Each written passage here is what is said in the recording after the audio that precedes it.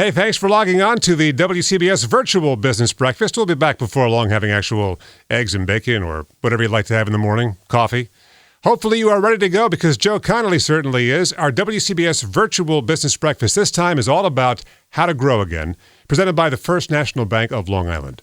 So here's the guy who brings money news to life every morning with me, Wayne Cabot, on WCBS 880, my friend of a million years, Mr. Joe Connolly. Thank you, Wayne. Hello, everybody. WCBS is honored and excited to have an international star of business, really, Kevin OLeary, to give you ideas on how to get business growing again. And I think you'll see new sides to Kevin's experience and knowledge of business than in the short exchanges on Shark Tank. Kevin has founded early software companies, tech businesses, including ones for children's education. And of course, he's invested in hundreds of businesses on Shark Tank. He's also sold some businesses. And we'll get a lot in and keep this under an hour for you. Kevin, thank you. First question, number one. What is the main thing that business owners should do to get growing again? Well, the economy has gone through a remarkable change in the last year, and it's dictating a whole new way to do business. And that's direct to consumer. Because when we had the shutdown last March, April, and May of retail, and even Amazon was shut down because it had to go to essential services like groceries and hazmat materials and masks, etc. Most providers, particularly consumer goods and services, tried to do something that they'd never really tried hard to do before, to form direct relationships with customers, sell them directly, and then provide more services to them as they started to understand their preferences. And you could see this happen all and up and down the S&P 500. And I'll give you an example. Nike, for example, in its last quarter, did something in 5 months they thought was going to take 6 years to achieve. They almost got to 50% direct to consumer all around the world. So that means a significant reduction in the reliance of retail, which is a very inefficient way to sell something. It involves distributors. It involves the inefficiency of having stock sitting there for up to 90 days. And if you're the manufacturer, sometimes you have to wait months to get paid, versus basically selling something direct to consumer for 100% on the dollar, less the manufacturing costs. And so this remarkable digital pivot happened from small businesses to large ones alike. And it's changed America dramatically. It's going to be far more efficient, far more productive, higher gross margins, higher cash flows. It's really incredible. And that's one of the reasons the stock market continues to sort of defy gravity, if you want to call it that. It sees a new America 2.0 emerging after the pandemic, and it's going to be a better economy than we've ever had. Will business owners be able to handle and manage, if I understand you correctly, what the middlemen who are being disintermediated used to do? Well, this is the big question, the difference between the winners and the losers. I had, going into the pandemic, 56 companies in my portfolio, almost in every state, across almost every sector, everything from insecticide to wireless charging technology, gym equipment, commercial kitchens, cat DNA testing, you name it. We just had pretty well everything. And the ones that have survived, that's 36 of them. In fact, they are well ahead of forecasted free cash flow for this quarter we're in right now. In some cases, over 500%, is because they did the great digital pivot. And that involves figuring out how to set up a platform. Most of them use Shopify, not Amazon, number one, to change their websites to be far more interesting and engaging. So they went to 4K photography, 1080p video. They told stories about their products. They had other customers talk about testimonials and how they were using them. So they really engaged people for the first time in ways they'd never done before because they were forced to. Everybody was working remotely. And as a result of these new technologies like Zoom and other video services, DocuSign, Adobe, Shopify, CrowdStrike for security, Wix.com for websites, all of these companies emerging and growing so quickly because they were the digital tools by which this was occurring. So if you're a small business owner, the mantra is direct to consumer, and then it's customer support. And that's what really matters. So the ones that really invested in their websites and were able to really engage in these new technologies and social media, that's how they acquired customers, ended up doing very, very well. And that, I think, is the permanent change that we're going to see in the economy going forward. So you'll bring in more customer support employees on your own staff as a business owner. Maybe they used to be salespeople. You'll do the customer support in-house now, you're saying. And certainly you can afford it. Think about this. If you took a basket of companies pre-pandemic, the mix of revenue, if you looked at it as a pie chart, would be 50% through retail. So that's your Walmarts, Targets, Bed Bath & Beyond, et cetera. And when you sold something through that channel and the distributors that supported it, you made 50 cents on the dollar, less your manufacturing costs. Now, when you sell through Amazon prior to the pandemic, you made 60 cents on the dollar, less your manufacturing costs, because they're more efficient. However, they never give you the name of the customer. Everybody knows that works with Amazon.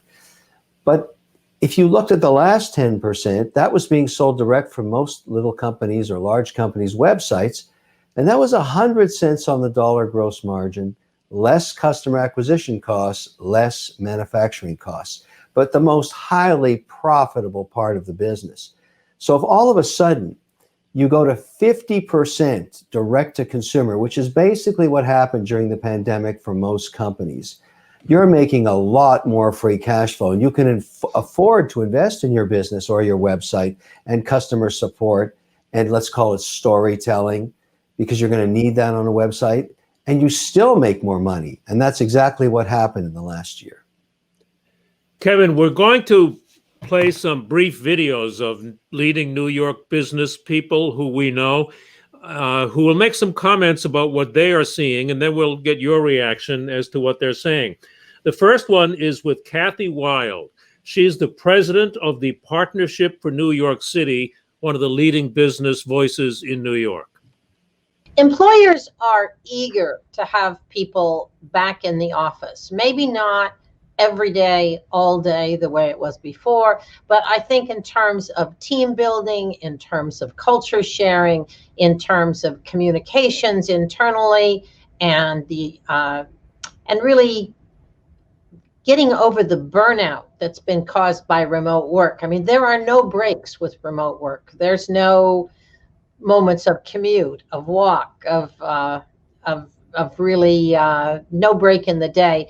And also lots of pressures from within the home, from family, et cetera. So I think employers and workers are at the point where there's COVID fatigue, and they would like to be back in the office. So we're enthusiastic when the health issues are resolved that we're going to see people coming back. Again, as I said, maybe not every day. Maybe they want a little more flexibility in their schedule.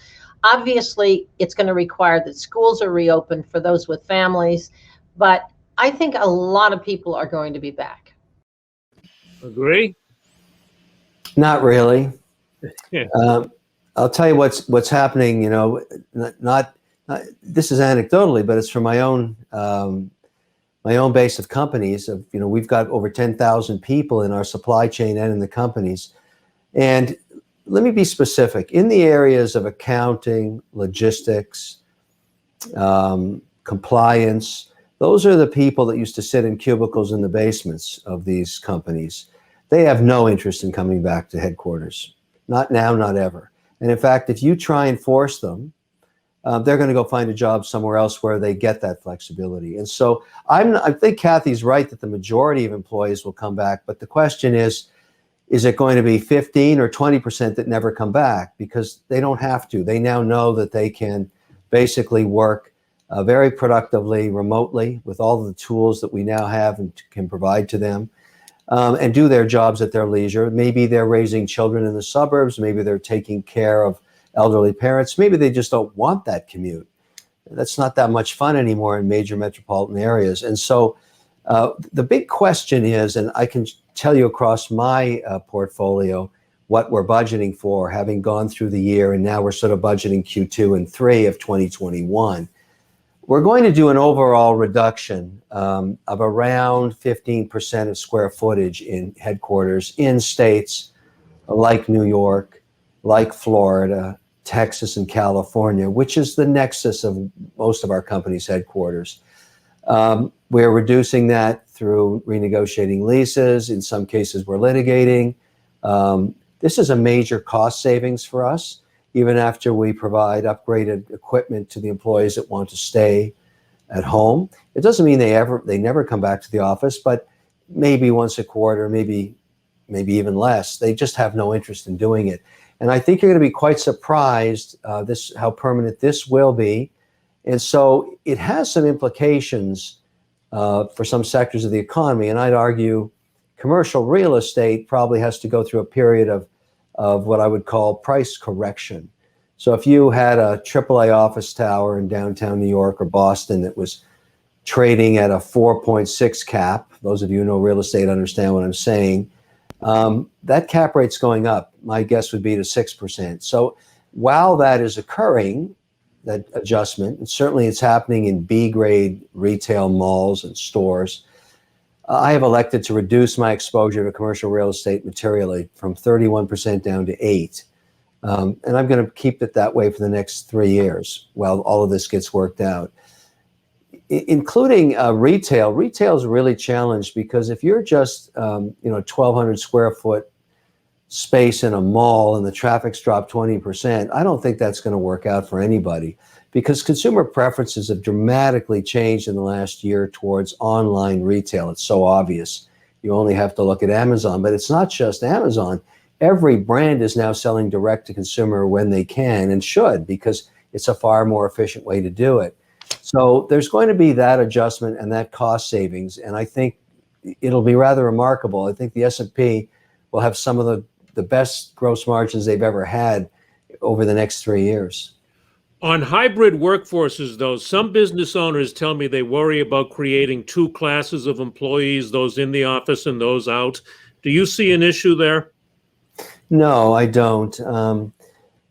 The truth is, many relationships have been formed using Zoom over the last year, both between buyers and suppliers and customers and companies.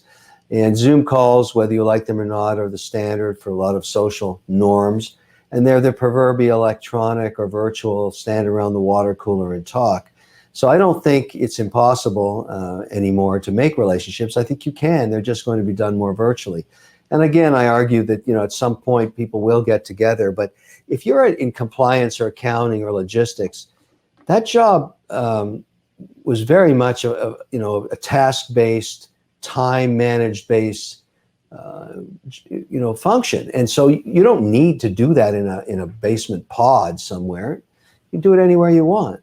And I think that's why I think people should be ready for a permanent culture change in successful businesses. Here's a business owner who already is working new opportunities. This is award-winning chef J.J. Johnson. He owns 3 restaurants called Field Trip Restaurants. One of them is in Rockefeller Center. And he is out now with a tape measure most every day looking at new locations. Here's J.J. Johnson. What I try to do is I try to look at kickers. If we make this amount in money, this is the percentage. If we do this amount, this is the percentage. And maybe it goes up or goes down, depending on how you look at it. I think the biggest thing that we've all learned is if you have a landlord or you have a partner that's in it with you through the darkest and brightest times, we all benefit. And I think that's a reason why we're able to really do well in the Harlem location is our landlord worked with us every step of the way through the pandemic. They were there every way. What can you do if you get PPP money? What can you do after? So with the landlord in Harlem, we've been able to project on 6 months out. What do you think? Yeah, I mean, JJ sounds like the restaurateur that understands they have to have flexibility. There is a dramatic change going on in that business permanently, and let me explain the subtleties of it. Because I have investments in this space, and I too have been looking closely at the new business models. People think when pandemic's over, the habits that people have formed over the last year are going to completely go away. I don't think that's going to be the case. Many people have decided to support their favorite restaurants of the past with Order In, with all of the platforms that they can get, their favorite dishes and everything else. And I'm not saying everybody's going to stay away from restaurants permanently, but they're certainly going to have some incremental amount of people that instead of deciding to go out for dinner are going to continue to order in, particularly in the fall and winter seasons. And I'll tell you the other reason I think this is going to be the case. And I look carefully at this, but try and wrap your head around this issue. When I got my vaccine a little while ago, the first shot here in South Beach, great hospital. We were shooting a public service announcement to be aired later. I think all the Sharks did the same shoot, because we want to be supportive of the vaccination process in the country. But the woman that injected me with my first shot was in her mid-20s, and I said to her, "You must feel good about being, a healthcare worker now that you were able to get your vaccine." She said, "I'm never taking this vaccine. I'm 24 years old. I've never had any children. I'm not going to even look at this until I've seen multiple birth outcomes and a lot of data across millions of people. I'm not risking a family to take this vaccine." And I had obviously heard of anti-vaxxers before, but I always thought they were the lunatic fringe, the 10% that thought the government was injecting them with a chip or something. And I think they have every right not to take it if they don't want to. But I thought that was a 10% cohort. And, later, when I got to meet many more of these great health providers in their 20s and 30s, I had a chance to sit with the hospital CEO, and I asked him, "What do you say to that woman about this issue?" And he said, "What can I say to her? There's no data. This is a personal decision she's going to make." So I'm under the impression now, or at least in terms of my investment philosophy, that we're going to get to a place pretty soon in the next 6 weeks, maybe 8 weeks, where we will have vaccinated 2/3 of the country, and we're going to hit a brick wall. The other third isn't going to take it. It doesn't matter what you tell them, they're just not going to do it for many, many reasons, including worrying about fertility issues and everything else, which is perfectly rational. So here's what's going to happen. Some amount of this COVID-19 is going to stay in the system and be like a flu, seasonal, in my view. I'm not, trying to forecast anything other than to make investment decisions around some concepts I think could happen, or at least some outcomes I think could happen. And it's more of a deadly flu, but there'll be a booster shot each year. And then we're going to have these mutant strains that keep popping up, the British, the South African, et cetera. We're never going to be able to stamp this out of our society because we're never going to get 100% of the population to vaccinate. Now, when you know that, how does that change your behavior? Not everybody's behavior, but let's just say a marginal 10% or 15%. For example, it's December 15th. I'm in New York City. I am used to going out to restaurants, underground, packed locations along the street. What I love about New York is exactly that. I haven't had a cold or been sick since March 7th of last year, and I'm starting to like it. I don't think I'm getting in an elevator in New York going up the 78th floor with 60 people ever again. Not in December. I'm not going into a packed restaurant. That may just be me. I'm a germaphobe, but I've talked to lots of other people that have the same concerns. And I think we're going to see a slight change in behavior around a more conscious view of health in a way that we've never seen before. There's a reason South Koreans and North Koreans and Japanese and Chinese wear masks 24/7 when they go out. They don't want to get sick. It's that simple. And I think that some portion of that's going to permeate into our culture and change consumer preferences. And where it's going to manifest itself for many small businesses will be in the restaurant space. So there'll be fewer restaurants, or they'll have to do more takeout orders, or what? There's going to be a lot more capital expenditures required to modify restaurants to have outdoor dining in southern states 24/7. There's going to have to be more focus on commercial kitchens to take out and deliver. And there'll still be the trade inside the restaurant, but I'm sorry, I don't think it's going back to the way it was, where you just had packed restaurants and everybody was happy all the time.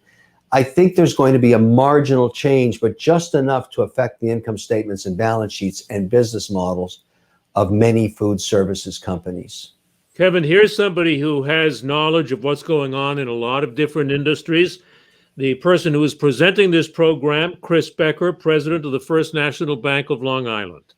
Chris, what are you hearing from your clients on the ground, in their businesses, in their communities, as to what they see as upsides now that they're excited about, and what are they still concerned about? Well, we work with so many businesses on Long Island, and by nature they're very, very resilient, and they found ways to adjust their business models during the pandemic. And fortunately, we've had several customers that have reported us they had record earnings last year, surprisingly. But they've shifted their business model. We have a lot of professional service firms that we work with, accounting firms, law firms, and they've been partnering up with banks to help with the PPP loans, either with the application process or the forgiveness process, or both. One of the things that's still very important that businesses are very anxious to get is to get that second round of funding. And we were very active in 2020. We did $170 million of PPP loans to local businesses, and we're actively working with businesses on the second draw right now, and that is supposed to end the end of March. So I think businesses are very anxious to get that funding to help them get through the rest of this pandemic, and they just need access to the essential services that the banks provide. Not only our bank, but all the local institutions. Even those who've survived, if I understand you correctly, even those who are planning to expand, still need that next round of PPP money. They still need it, right, as an insurance policy and to give them some comfort. They're not home yet. They're not home yet. As I said, we talked about some success stories, but there's certainly a lot of industries that are still struggling. The restaurant industry, hospitality industry, and that funding is critical. We still have a ways to go to get through this pandemic, and they need that to be able to survive and then to prosper. Agree?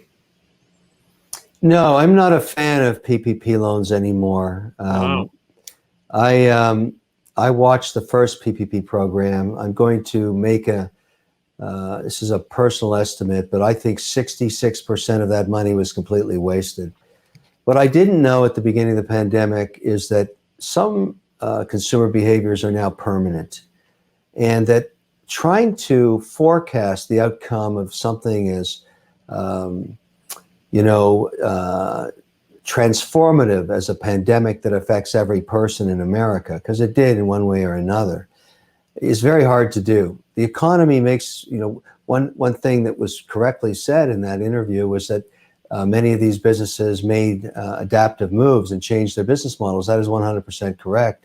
But if you don't let the market decide the winners and the losers, and you try and keep every single zombie dead business alive, even though there's no chance of long-term survival because the consumers change their preferences, you create a very inefficient economy and you waste a tremendous amount of capital. There's so much liquidity in the market today that the businesses that deserve to live are going to get funded. And unfortunately, it's also important to scrape the patina off the economy by letting the ones that are no longer viable fail. Did some of your 36 companies that survived get PPP money? Yes, some of them did. But also the ones that went under, they got the most PPP money, or at least the same allocation. And it made no difference. And I'll give you an example. If you're a small movie chain operator in a B-class mall where there are small screens, no larger than an 80-inch, home theater TV, you're going to go out of business and you're never going to come back, because nobody wants to go to those places anymore. There's absolutely no need for them. They can enjoy that type of experience in their own home, and they've certainly been doing it now for over a year. And that's embedded in their behavior. So the only way to get people to go back to a theater is give them some kind of an experience, a giant screen, an IMAX, or something remarkable that they can't achieve in their own homes.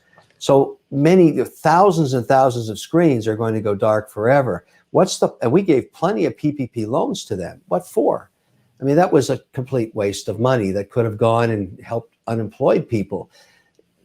Keeping restaurants open waiting to see what consumer preferences end up being in neighborhoods may sound harsh for me to say this, but it's far better to use that capital to pay for the unemployment insurance for all the employees and let the facility go through its own transformation if there is to be one, but not on the expense of the taxpayer.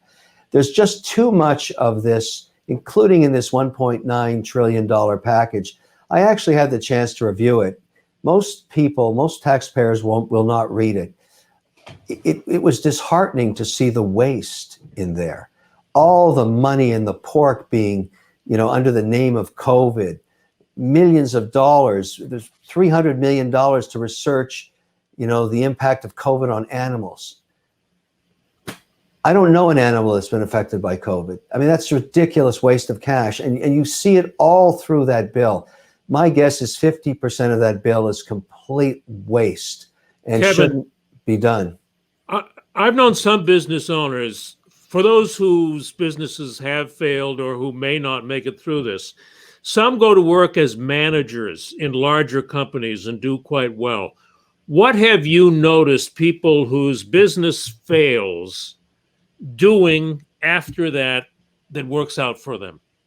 Well, the great thing about the American entrepreneur is they don't let failure stop them. The majority of them try again and learn from their mistakes. I have witnessed this countless times.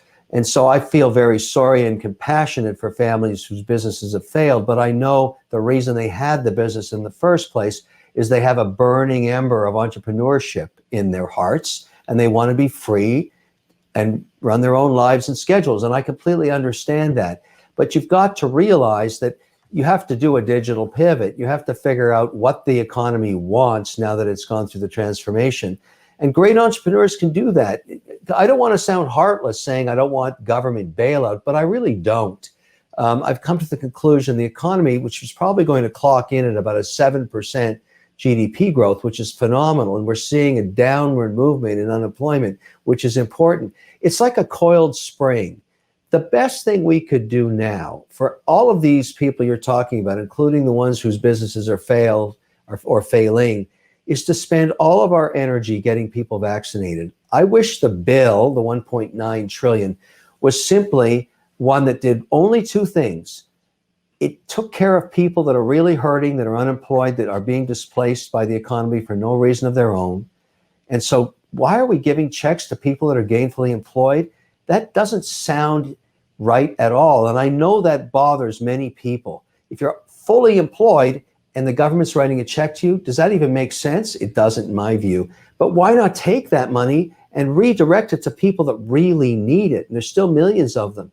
And number two, if you told me right now that I could vaccinate, instead of 2.2 million doses a day, I could get to 7 million a day, it would cost me $1 trillion, I would say done. Let's do that, because that is the highest internal rate of return for our economy, for individuals, for people's health, for the outcome of everything you can think of. It would be better to spend that money on getting the logistics of vaccinations done than all of this wasteful pork that's in this bill. In terms of sales, what advice do you have for business owners and salespeople in negotiating when they know or suspect that they don't actually have the upper hand? The differentiating factor in selling is customer service. You can actually sell the same product for a higher price if you're in the top quartile of customer service for it. I'll give you the best evidence of that would be Apple Computer. When you buy a laptop from them, you're paying 50% more than the exact same machine's function on a Windows-based product of a brand you may not know. But because Apple makes you pay for customer support and you respect it and you want it, you pay a crazy amount more. That's the same for every business. So every business owner should understand that when you start a business, and of course most of them do, but I'll remind everybody this, because I tell my young entrepreneurs this all the time. The minute you take in your first dollar of sales on your business, you are no longer number one. Number one is the customer. Number two is your employees that you're going to hire as the business grows. Number three is your banker or the person that's invested in you. You're last on the list. You're number four. You're always last from that day on. You're always the bottom of the pecking order. with the one caveat that you own the business. And if you're successful, one day that ownership will set you free and your family free. That's the whole point of why people start businesses. So if you're trying to ask me what's the best way to sell something, is promise customer support and deliver on it. And always make it your mantra: customer first, customer second, customer third, customer fourth. If everybody in your business understands you serve the customer, you take care of the customer, and the customer knows that, you will not have trouble selling anything. We'll get to monetizing online sales in a minute, but I first want to show you a video of someone who's done quite well at sales. I followed the growth of his company, David Lewis of Operations Inc., from 3 or 4 employees to more than 100 now. They do business support services. And here's what David sees happening in the economy. When we go back to the post-COVID world, you're going to see a significant shift in the direction of remote work. That's going to create a whole range of challenges for companies. For one, how to manage split teams, because we're used to having everybody physically located within one site, and now we'll have people working from home and from the office at the same time. That's going to create some challenges in terms of collaboration, but also in terms of how to lead those different groups. It also creates some really interesting opportunities because you're able to hire people from all over the country. You don't have to worry about finding people that are in a commutable distance to your respective headquarters. So that means you can go out and look for the best available talent without worrying if they are physically located in your market.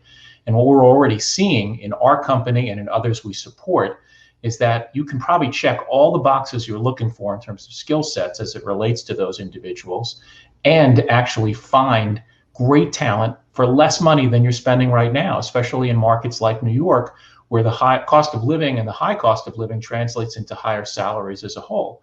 So we're hiring people, for example, in Iowa, in Texas, in Georgia, where the cost of living is lower. The talent is actually comparable or higher than what we can find locally, and they're costing us less. Kevin, how do people like you and maybe David manage fast growth? Those who do it well make it look easy, but I don't think that it is. No, it's never easy. That's one of the greatest challenges. You can grow yourself out of business because it requires more capital very often if you're selling a product that requires cost of goods. This is one of the greatest challenges, is going from 1 million in sales to 5 million in sales for any manager. What I find is that's a talent that not many people have. Great ideas, great businesses are terrific, but executional skills are very hard to find.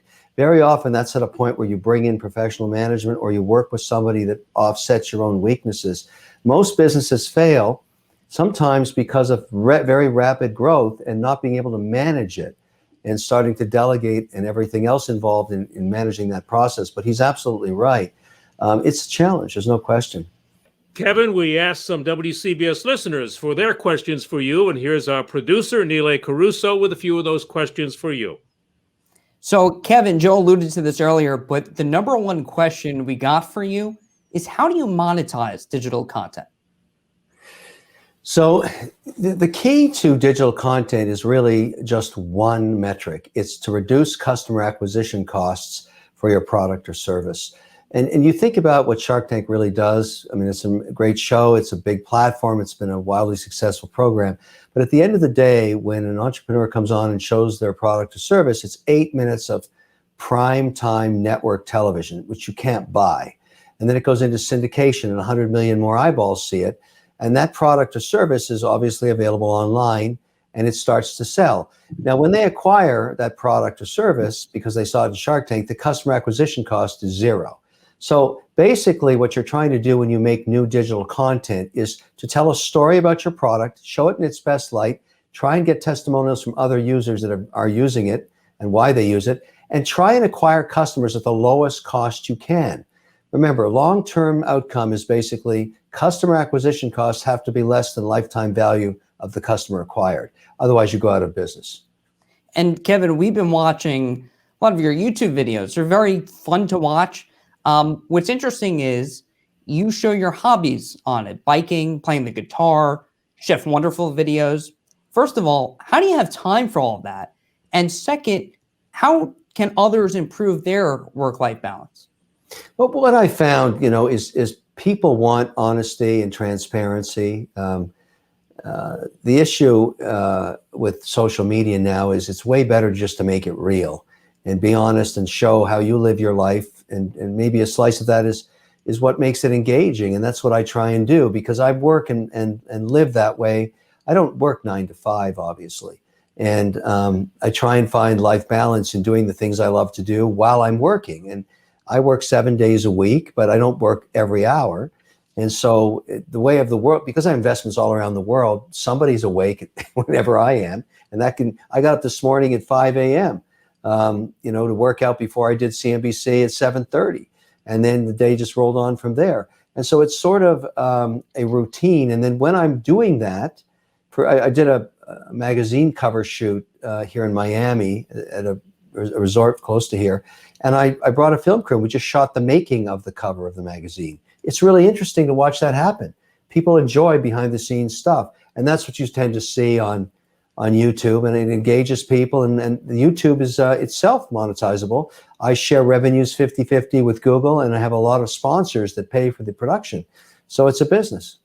So Kevin, you said you got up at 5 a.m. this morning. A lot of people want to know, what is a shark's routine like? So you got up at 5. What do you do in a day?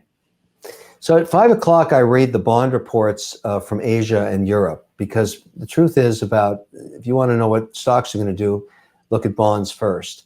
And one of the reasons we've had a swoon in technology stocks is because interest rates on the 10-year went from basically 0.9 or 90 basis points to 1.5% in a matter of 90 days. A swift move like that causes some angst in stocks, and you saw that happen in the sell-off of high flyers like Tesla and everything else. Some cases down 30%. But I don't think it's the end of the story of technology. It's just it's taking a moment of breathing because we have to absorb what does it mean to have 1.5% 10-year bond. Now, the next question will be, is it going up to 2%? Is it going back down to 1%? And that'll determine on how much inflation comes from this package. It's about to get helicoptered into the American economy, $1.9 trillion. What's the second thing you do? As you read the bond reports, then what? Well, usually I'm doing television. I do a lot of work with CNBC, as I did this morning. I do a lot of work for the networks when we shoot our programming.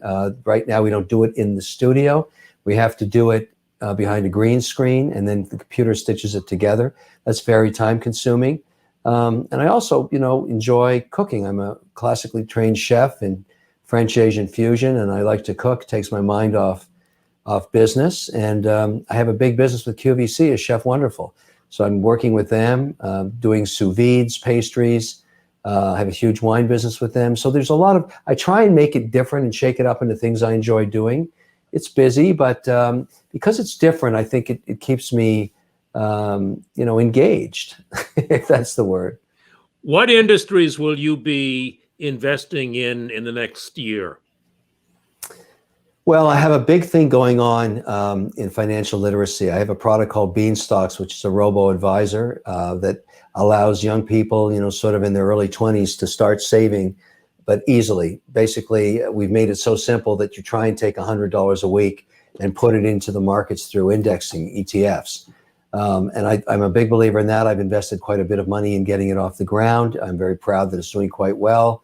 We just launched it recently, and we've got about 15,000 customers. So we have a lot of feedback coming back from them. We're making, we're following what the customers want. But basically, it's a tool to help people solve a big problem in America. 100 million Americans do not have anything set aside for their retirement. So we failed them in colleges and high schools, and hoping Beanstocks can be part of the solution.